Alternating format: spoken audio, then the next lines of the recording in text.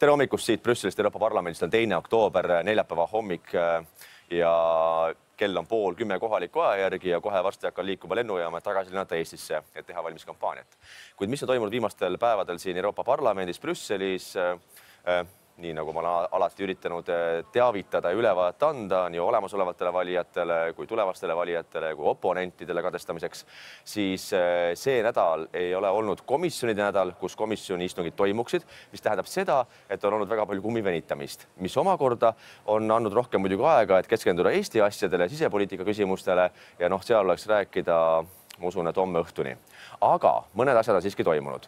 Nimelt eile oli mul väga isegi meeldiv kohtumine Riigikogu ametnikega. Nimelt Riigikogu ametnikud, kes siis on, kuidas öelda, assistendid või nõunikud Riigikogu komisjonides, näiteks õiguskomisjon, põhiseaduskomisjon, keskkonnakomisjon ja nii edasi, siis nende delegatsioon oli siin 2 päevaks külas Brüsselis, kus nad kohtusid ka muude esindajatega ja Euroopa Liidu ametnikega. Aga lisaks oli kohtumine 2 Euroopa Parlamendi liikmega eraldi, et enne mind kohtusid nad Jüri Ratasega ja kohe peal seda minuga ja meil oli selline peaaegu tund aega väga viljakat vestlust sellest, et mida Euroopa Parlament päriselt teeb, mis on see tegelik mõju, mis on Riigikogu liikme ja Euroopa Parlamendi liikme vahe.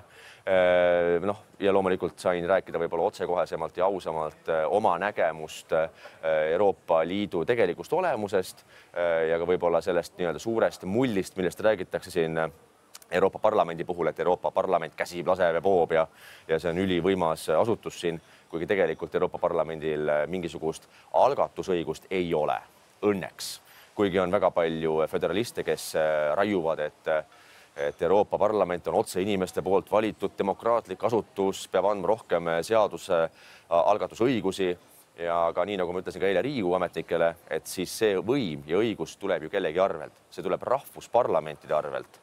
Eesti puhul Riigikogu arvelt ja see kindlasti ei tee asja kuidagi meeldivamaks, kui me suuname seda võimu veelgi rohkem Brüsselisse, et täna Euroopa Parlament on nagu parlament ja nagu parlament ei ole kah.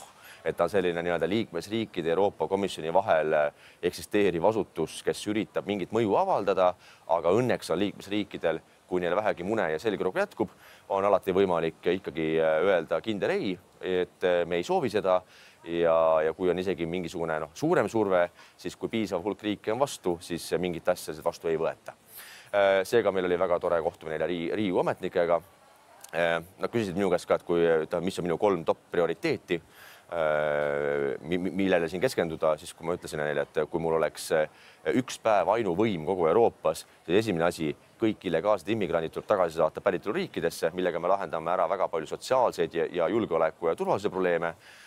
Teiseks tuleb tõmmata täielik liips peale rohepöördele, mis on täielik fanatismi ideoloogia, millega me tapame ennast majanduslikult ja tapame enda tööstust. Ja kolmandaks loomulikult demograafia, sest me lihtsalt sureme välja. Eesti demograafia on 100 aasta suurimas kriisis, aga olukord pole parem ka siis Saksamaa või Prantsusmaa või Itaalia rahvastega või teiste Euroopa rahvastega, kes lihtsalt surevad välja, aga laste saamisest või perekonnapoliitikast rääkimine on tabu, kuna siis öeldakse, et ega naised pole sünnitusmasinad, aga kui räägitakse jällegi immigratsioonist, siis öeldakse, aga meil on immigrante vaja, kuna me oleme väheneva rahvaarvuga kontinent. Kinni saba lahti, tore. Igastahes ja järgmine asi, millega me tegelesime, on kirjalik küsimus Euroopa Komisjonile. Selle me plaanime esitada siis täna pärastlõunal ära. Me oleme kogunud allkirju. Nimelt peale seda, kui siis 3 Vene hävituslennukit rikkusid Eesti õhupiiri, millele siis NATO hävitajad siis reageerisid protseduuri reeglite kohaselt ja ma arvan, et adekvaatselt reageerisid, aga peale seda loomulikult Kaja Kallas ja von der Leyen ja kõik teised tulid välja sellise karmi hukkamõistuga, karmi sõnumiga, et see pole aktsepteeritav. Euroopa Liit peab ühtselt vastama. Ja siis me küsimegi kirjaliku küsimusega Euroopa Komisjonilt, et milline see vastus siis täpsemalt on. Et kas ootame järgmist korda ja teeme ilusaid deklaratsioone ja avaldusi sotsiaalmeedias, ütleme, et ei, me mõistame karmilt hukka või on ka mingeid reaalseid meetmeid, kuidas mõjutada Venemaad mitte rikkuma Euroopa Liidu või NATO liikmesriikide õhupiire. Ja loomulikult pakume välja ka lahendusi, et kas Euroopa Liit või Euroopa Komisjon õigemini ei näe vajadust toetada just nimelt Venemaaga piirnevate riikide õhutõrjet, õhutõrje arengut, kaitsevõime kasvamist, sest et praegu sisuliselt sellist rahalist toetust ei ole, kuigi me tegelikult kaitseme ka ülejäänud Euroopat. Eesti on üheks osaks Saksamaa ja Venemaa vahel.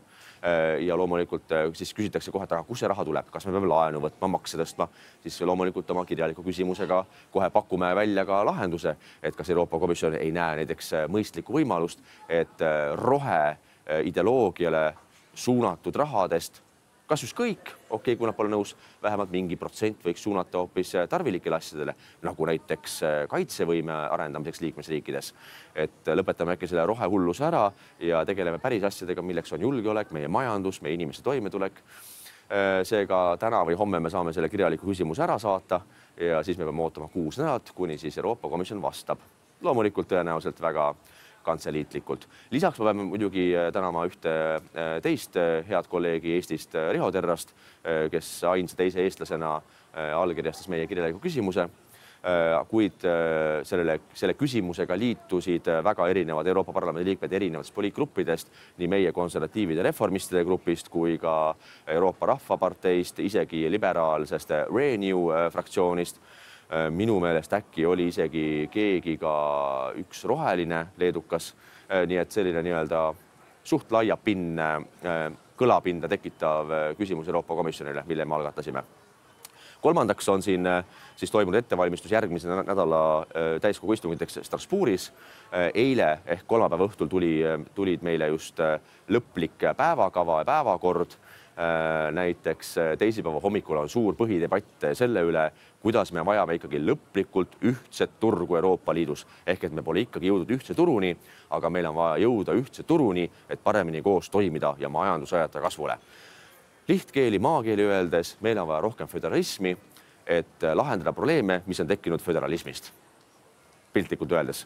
Ehk kui me oleme tapnud ära Eesti väikeettevõtlust ja põllumajandust sellepärast, et neile kehtivad samasugused regulatsioonid, mis on föderalistlikult peale surutud kõikidele Euroopa Liidu liikmesriikidele, aga Eesti turg on niivõrd palju väiksem, meie kliima niivõrd palju kehvem kui Saksamaal või Prantsusmaal, meie energiahinnad on kahjuks kallimad tänu Reformierakonna idiootsele majanduspoliitikale, siis loomulikult neid on välja suretatud ühtsel turul, kuna neile kehtivad samad reeglid, nõuded, regulatsioonid, aga turul peavad konkureerima nende samade suurtootjatega suurematest riikidest.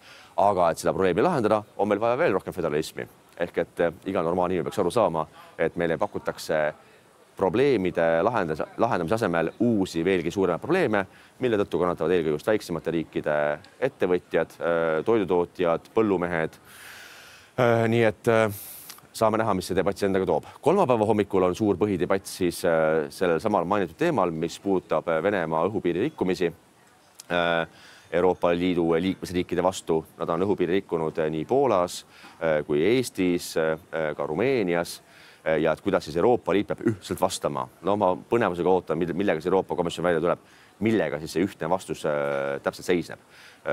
Kuna tänasel päeval on jätkuvalt Euroopa Liit suurim gaasi importija maailmas Venemaalt. Me maksame miljardeid eurosid Venemaa majandusele selleks, et nemad saaksid oma sõjatööstust arendada ja Ukrainas sõda jätkata sisuliselt. Aga jälle heitatakse ja räägitakse, kuidas Euroopa Liit peab ühtselt vastama Venemaa provokatsioonidele. No tore. Sooja õhu võngutamine.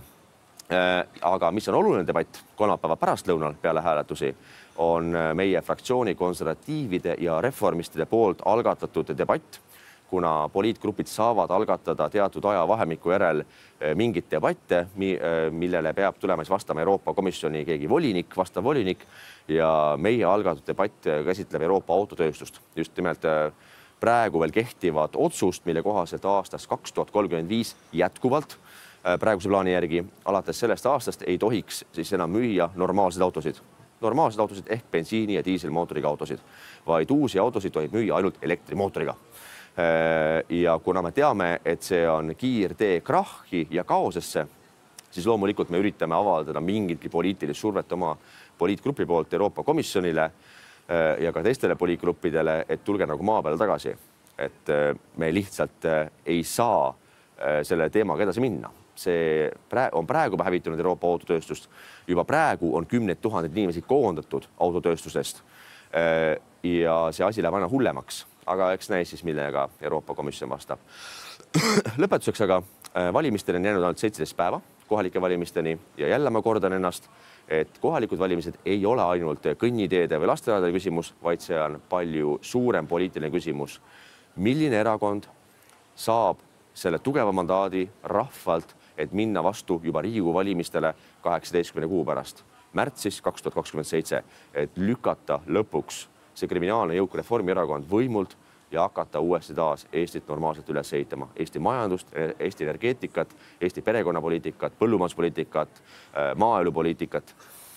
Ja seetõttu, kui me vaatame täna reitinguid, siis ääretult oluline on toetada Eesti Keskerakonda, sest Eesti Keskerakond on paratamatult hetkel ainus jõud, kes suudab realistlikult lükata Reformierakonna troonilt, sest Isamaa on potentsiaalne partner loomulikult meile, aga Isamaa on olnud ka kõige enam valitsuses viimase 30 aasta jooksul koos Reformierakonnaga ja teiste puhul ma ei hakka parem rääkimagi. Seetõttu on ääretult oluline minna valima. Ma isiklikult kandideerin kesklinnas number 314. On muidugi olnud küsimusi ka, et mingi peibutuspart. Jätkuvalt ütlen, ei ole peibutuspart, olen praegu ka Tallinna volikogu liige 2 korda kuus, 4 päeva õhtuti volikogu istungid. Ei ole mulle väga suur koormus osaleda. Lisaks sellele ma ei saa mitte pennigi sellest tasu, et kui muidu volikogu liikmetel on ette nähtud ligi 1000 eurot kuus hüvitist, siis mina seda ei saa, kuna seaduse kohaselt, kui inimene on ka Euroopa Parlamendi või Riigikogu liige, siis eraldi hüvitist ta kohalikul tasandil volikogu töös osalemise eest ei saa. Seega, valides ka mind kesklinnas, võidab maksumaksja ja hoiab raha kokku, sest et minule midagi maksta ei saa selle volikogu töö eest. Mina soovin kõigile ilusat saabunud oktoobrikuud, ilusat sooja sügist ja kohtume umbes taas nädala pärast juba Strasbourgist, kui on lõppemas täiskogu istungite nädal. Olge terved ja näeme taas!